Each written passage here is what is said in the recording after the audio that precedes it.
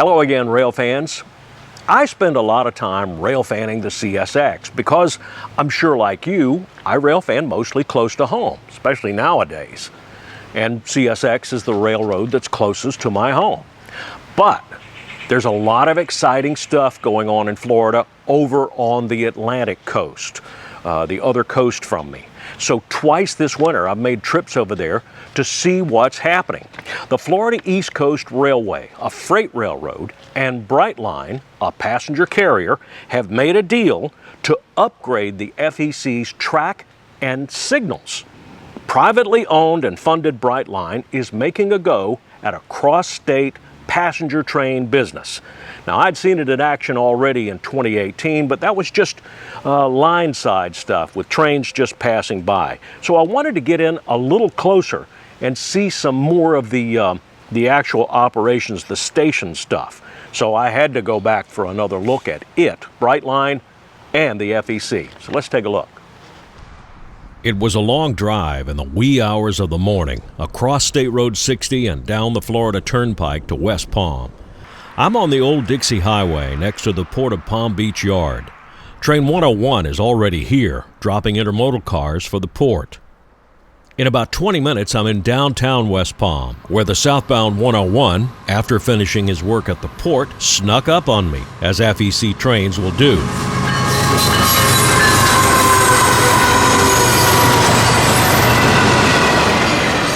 101 is headed to Miami with container, piggyback, and mixed freight traffic. I'm in South Florida this morning to see the progress of Brightline, the private passenger rail project that's been making news lately.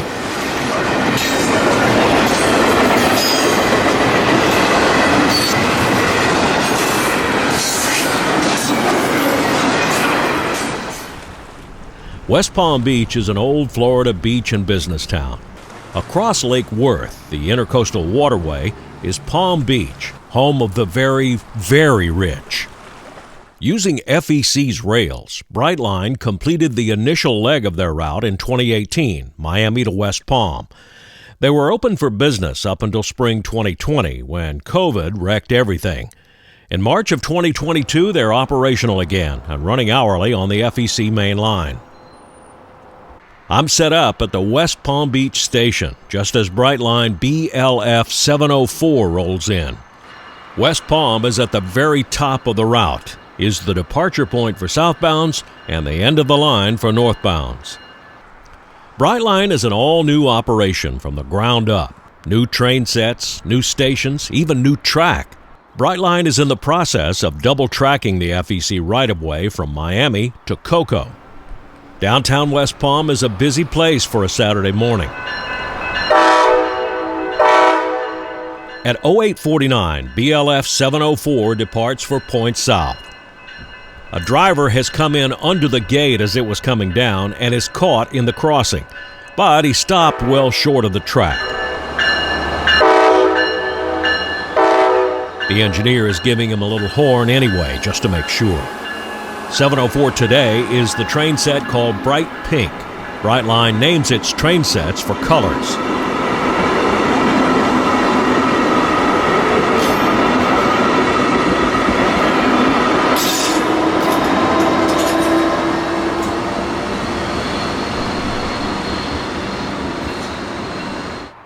On the FEC, signals are mostly approach lit. That is, they sit dark until a train is approaching in the block. When the northward West Palm signals light up, we know there's something coming from the south. FEC Equipment Defect Detector. Milepost 300.1. West Main. No defects. 3 minutes later, at 08:54, northward BLF 701 arrives, the bright green train. I'm surprised at how fast he rolls in, but he hits the stop right on the button. He's on the FEC West Main. The track on this side of the station is the East Main. The track nearest to us is the Freight Bypass Main, a runaround to keep traffic moving through the station area. Everything is on concrete ties. While here, the bright green train will get cleaned up and ready for the next trip.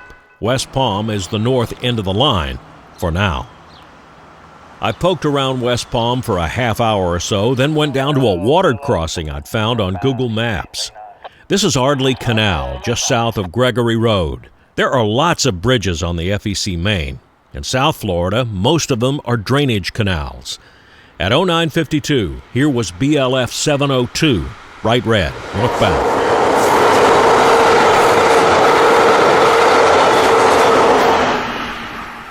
One cool feature of rail fanning Brightline is they give you a heads up on the radio when they're meeting or passing one another. BLF 704 northbound, West Main 304. Okay. 399 hot rail, east side, thank you. Hot rail is railroad vernacular for watch out. A train or equipment is approaching on a nearby track. And just moments later, here came BLF 701, bright green, southbound. Hot rail.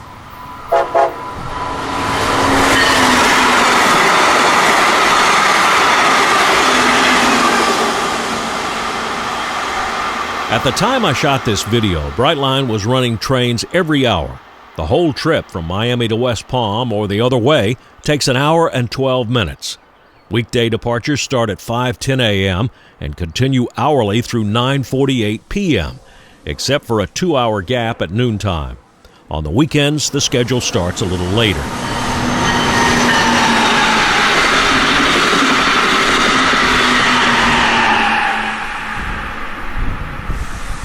Mileposts along here are multifunctional. Here at the 304, there are also the letters QZ below the numbers. This tells the crews they're in a quiet zone, no horns at crossings. This quiet zone runs from West Palm all the way down to Miami. The bracket off to the side is for maintenance of way folks to attach their signs, temporary stops, and speed restrictions. Still give me one more, then I'll read. In the midst of all this passenger service, the freights thread their way down the FEC.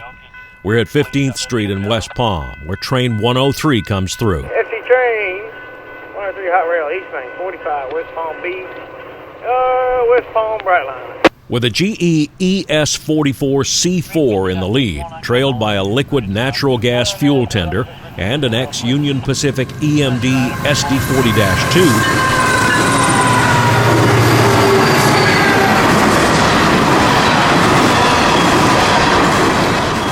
103 is daily manifest traffic out of Jacksonville for Miami. The GE unit leading is set up to burn a mixture of diesel fuel and natural gas, liquefied to make it small enough for that fuel tender to hold enough for road trips.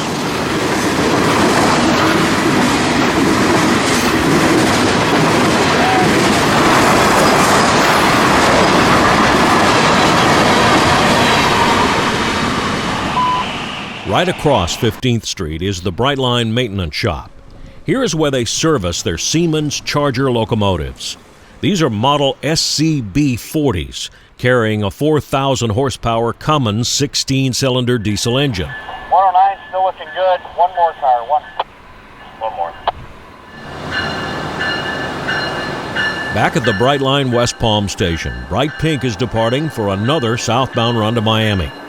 The sun has moved to the west side of the tracks now, so that's where I am. These passenger cars, called Ventures, were designed and built specially for Brightline by Siemens Mobility at their factory in California. I'm told they are among the nicest passenger cars currently on U.S. rails. I'll find out about that on my next trip down here. Brightline has ordered several of these train sets for their service to Orlando. The West Palm station is at Fern Street and Quadrille Boulevard. Quadrille is also US 1, the highway that parallels the FEC for much of its 365-mile run from Jax to Miami.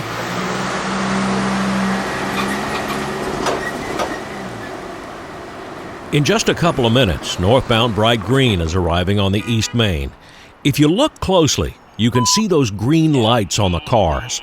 No one confirmed it to me, but I'm betting those are brake indicators, just like Amtrak has on its Viewliners and Superliners.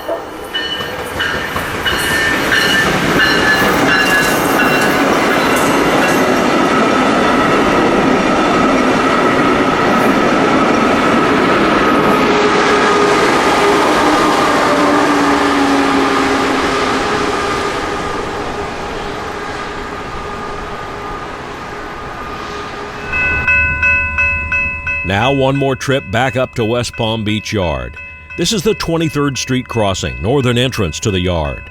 Approaching from the north was a local with rock hopper loads. Easing into the yard with GP 40-2 number 429, looking sharp in either fresh or newly washed paint.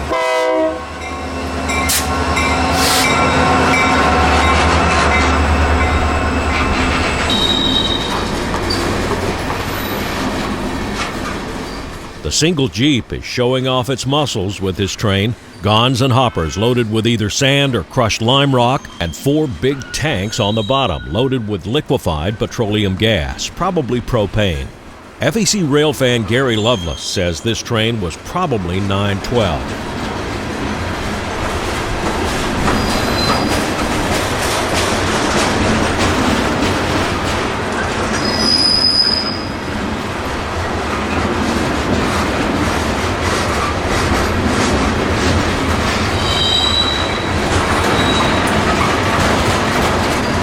Next, we'll visit another FEC hotspot just a little bit north of here.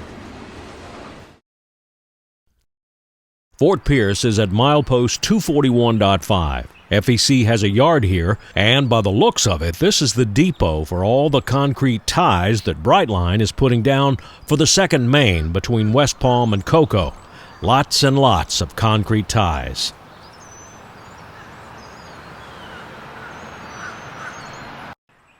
On the way into town from the north, I stopped at Oslo.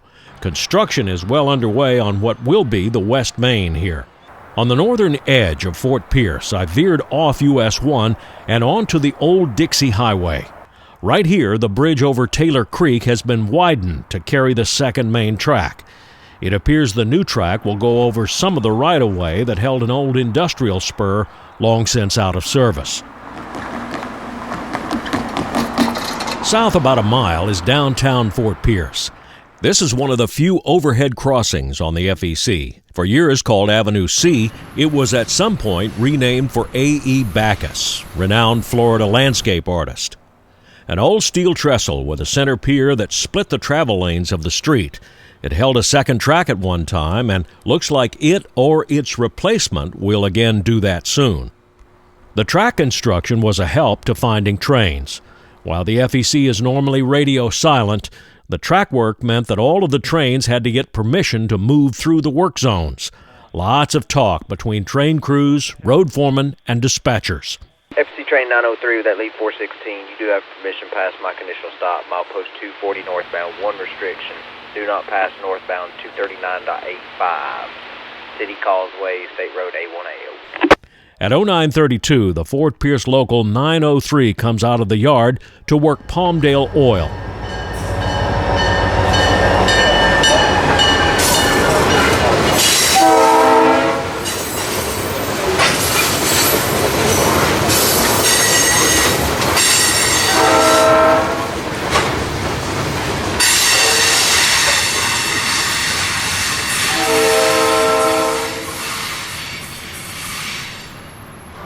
Just north of downtown is a spur track called the Fort Pierce Port Lead. I couldn't see what other customers are here. It looks like Palmdale Oil is the primary industry on the track. 903 is doing a simple switch, pulling out empties and swapping in loads.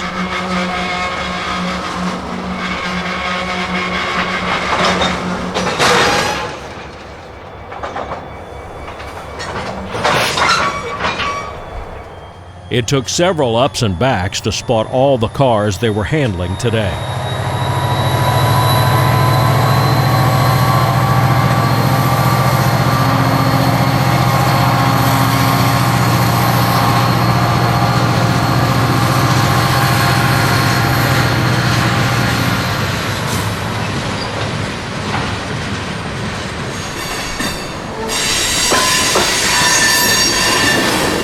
Just like industry tracks off main lines everywhere, the FEC is no different.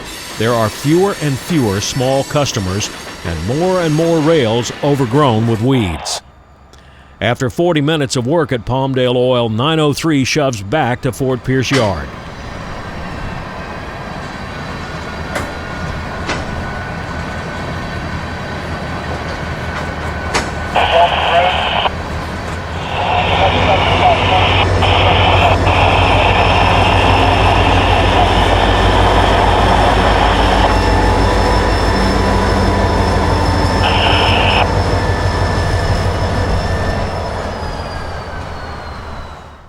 Next, I moved to a spot south of the yard called Savannah. I'd heard southbound train 103 getting permission through the work zone here, so I set up and waited. 12:41 p.m. Here comes FEC 103, daily mixed freight from Jax to Miami. Okay, we got permission to pass stop on my post 248 southbound. Track is clear with no additional speed restrictions. Over. Repeated at 12.1232. Savannah is a control point, but it's also a junction. Leading off to the left is FEC's K branch, an unsignaled line down to Lake Okeechobee and the sugarcane fields. U.S. Sugar brings in fertilizer down this line and ships out sugar products.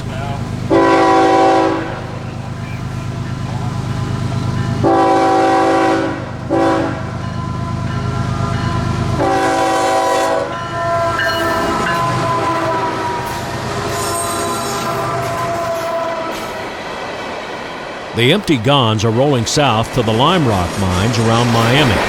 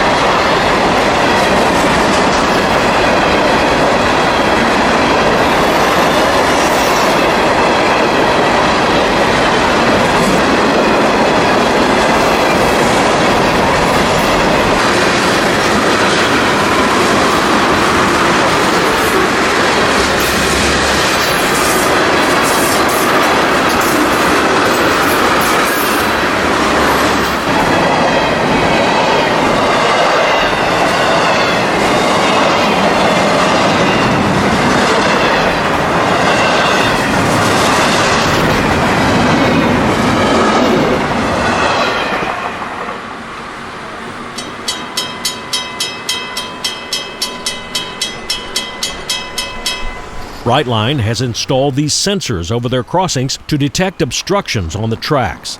This could prevent a catastrophe should a car or big truck get stuck on a crossing. 3 miles farther south is White City. I'm at East Midway Road, milepost 246.3. All along the Brightline territory, FEC has put up these signs informing motorists and pedestrians that trains can approach here at 80 miles an hour or better. Doesn't carry the same legal liability as a danger sign, but it gets the point across. The crossings for all 3 tracks are already installed here at Midway Road. I'm no engineering expert, but it looks like this signal bungalow will have to go before regular train service can start on this track.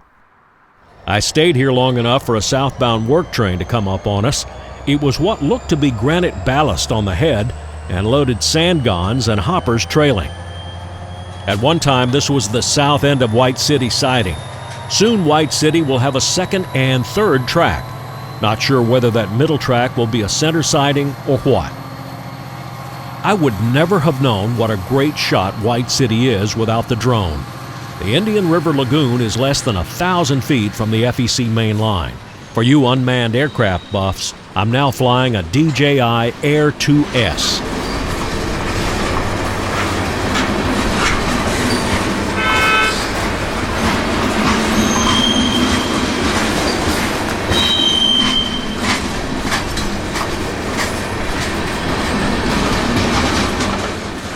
I meandered around this area for another hour until I found an obscure crossing at a place on the railroad called Rio.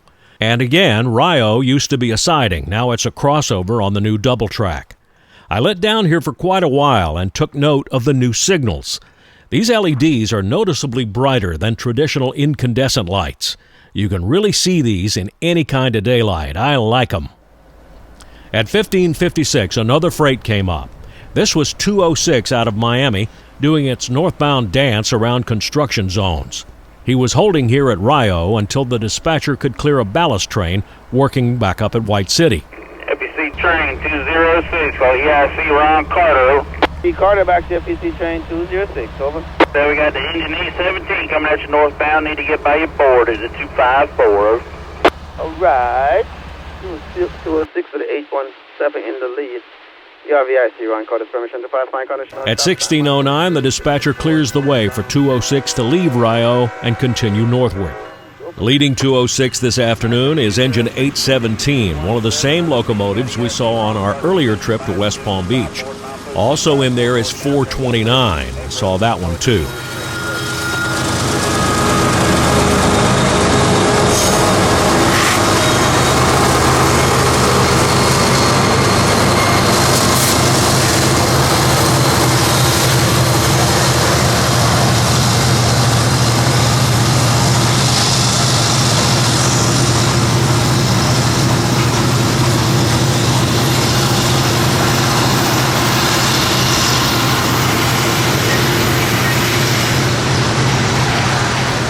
.206 is a sizable train this afternoon with a big cut of crushed limestone, scrap metal, and miscellaneous other traffic.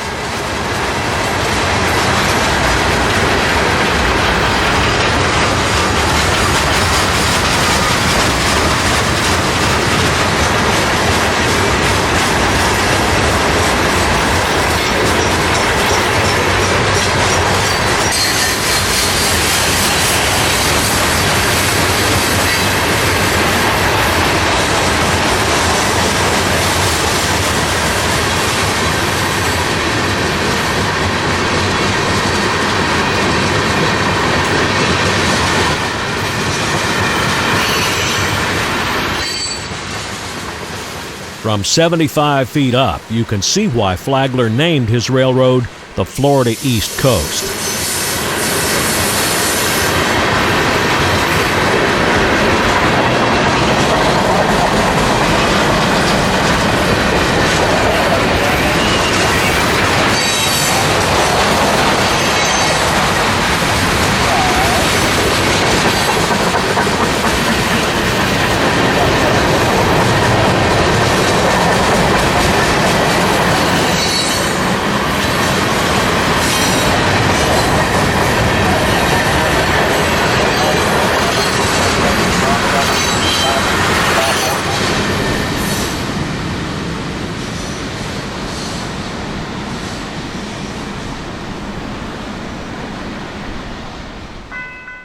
When 206 clears Rio, the signals here return to dark. Approach-lit signals are handy for rail fanning in that if they're burning, you pretty much know something's coming.